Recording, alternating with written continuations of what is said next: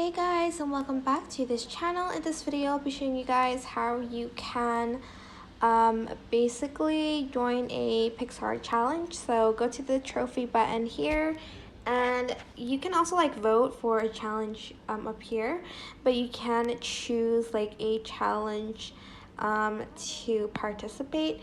I'm just going to select the November calendar challenge, select it, and then select participate. Make sure you read the rules first. Submit up to 3 remixes using the provided sticker.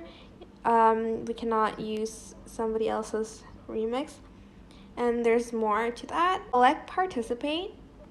I'm just going to choose a random background from Picsart, for instance this one, and then just design the sort of calendar. As you can see, Picsart provides you with a calendar.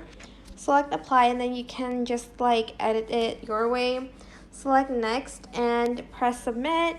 Add in hashtags. You can also enable the free to edit button if you'd like to, but that's it. I hope this tutorial was helpful for you guys. Don't forget to like, comment, share, and also subscribe to this channel if you haven't done that already.